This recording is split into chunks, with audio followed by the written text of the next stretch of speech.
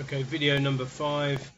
In this video I have the changes I've made. I've added a little bar at the top of the screen which changes colour according to whose turn it is. I've called that the turn bar. It's only 10 pixels. You don't want to make it too big, so you can change it a bit, but I've made it thin. And I've changed the size of the window, so the height now has to add that turn bar height on, otherwise you won't see it. And I've also added some code to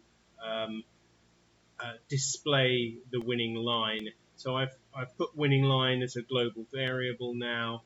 My update now has to have winning line here because it changes it there, and my draw, wherever it is, draws the turn bar and draws the winning line. Drawing the winning line will normally do nothing because the winning line is an empty list. Only when it actually becomes something do we do anything that appears on the screen. Let's look at this turn bar thing. All I do here is I check whose turn it is, and then I draw a four-sided polygon right at the top of the screen. So 0 across to the win width is the width of the entire screen, but I draw it just at I put my first vertex at 0, x0, and y right at the very top, window height plus turn bar height. So it's at the top left of the little thin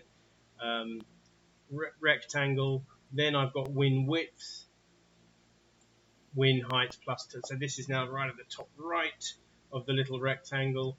I then come down, win width, win height. So that's the sort of the height of the window minus the turn bar. So just down a little tiny bit. And then I go right back to the beginning, 0, win height. So I start top left, right over here, vertex, down, vertex, right over here, back, vertex. And I make it all the same color, which is defined by the player whose turn it is.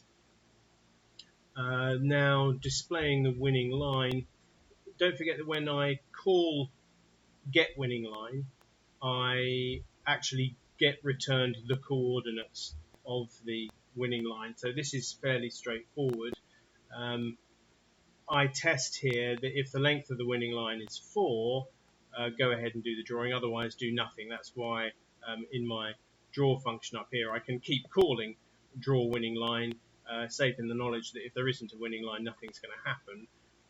Otherwise, I essentially, for each of the coordinates in the winning line, I'm going to draw a very small circle, or a smaller circle, half of the normal piece radius, and this is in yellow. I could make that configurable, and I probably will when I tidy things up at the end.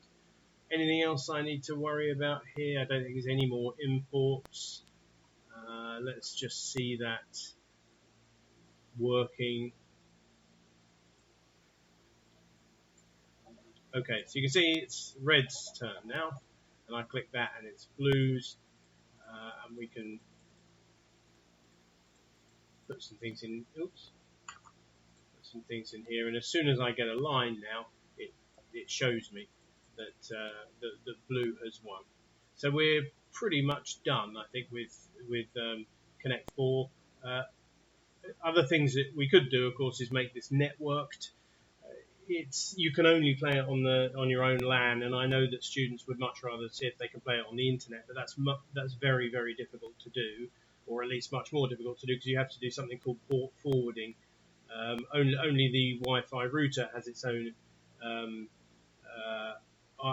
IP address, and in fact your ISP is probably going to do some network address translation as well. So it's difficult to put in the remote IP address of the other user and hope that you're going to be able to send information to and from. Doing it within the same LAN, i.e. two different players in the same house, is quite easy. We would need to probably create a new module or something like that to handle the socket connections, and then we've got to decide what information we're going to send backwards and forwards, and make sure the clients are. We can do it P2P if we just have information being sent through sockets, or we could have one of these clients actually also being a server. There's various ways of doing it, but I'm not sure, to be honest, that it's going to be so much fun just to be able to pay someone else in your house, because you've got to set them up with Python and all of that sort of stuff. So I'm not sure we'll bother with that. More interesting, I think, would be to make a computer player, and we might see if we can do something like that. But for the time being, I think this is more or less done. I might do one last video if I tidy things up or find things that I've done stupidly that I want to improve, but I'll probably leave that there.